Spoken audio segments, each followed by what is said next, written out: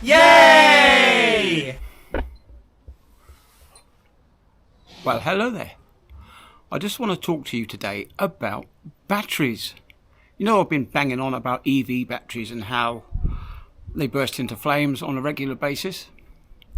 Not just electric vehicles, but also these e-bikes that you get, and in particular e-scooters, which are illegal in the UK, except of course if you rent them from one of the few places that allow.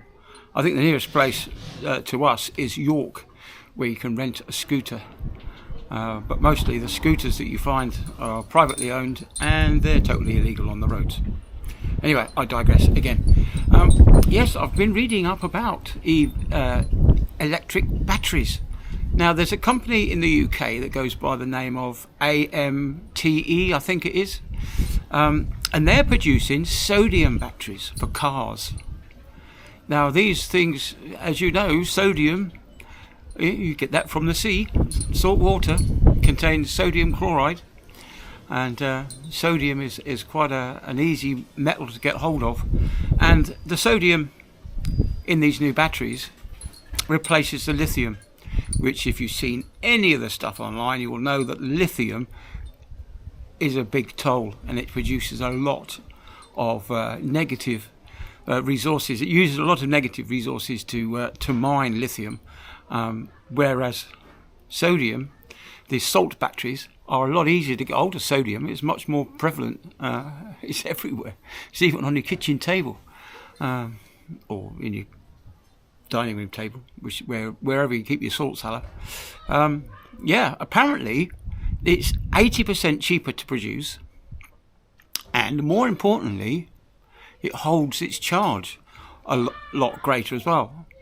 It's quicker to charge, and this is the important thing is, I'm so excited about this, the cycles that you get. With a lithium polymer cycle, you might get 1,200 cycles, which equivalates to something like 3 years worth of use. This is before the capacity of the battery starts to drop off. So, but with a sodium battery, you get 5,000 cycles, which is 3 times longer than a standard lithium battery. So let's all get behind this. What I would like to see really is I'd like to see some these salt batteries, 12-volt salt batteries that you can put in your car before we get on to testing these things in electric vehicles as a main propulsion mover, really, rather than petrol. But if you had a, like you say, 12-volt battery you could put into your car, that would really introduce some kind of faith into these electric batteries. And on the plus side as well, these sodium batteries don't tend to catch fire so often.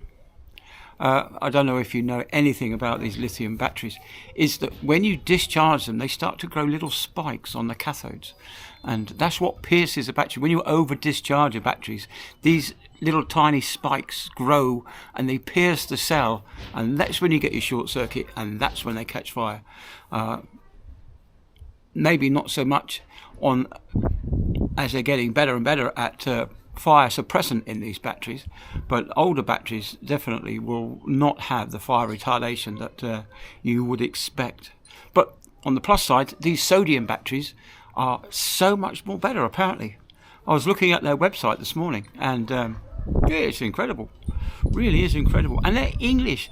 They're based in England. So let's all get behind this. I certainly would. If there is a 12-volt battery that comes up, it might well be worth getting one. If you're up for a new car battery. But I don't think they'll do that. I think they're just going to concentrate on providing car batteries, because they're produced in the thousands at a time. And what it looks like, these cells that they're going to have, instead of it being like a long D-cell battery, a slightly elongated D-cell battery, these cells will be like envelopes, and they'll just slot in and giving out more power. But yeah, that's something to think about, isn't it? 80% cheaper than lithium. Yeah, that's a lot of money. When you've got to pay somewhere in the region of £12,000 for a new battery, and it's reduced by 80%, well, that's quite a saving, isn't it? Yeah, I would definitely go for it. Anyway, that's that. I'll catch you all on the next one.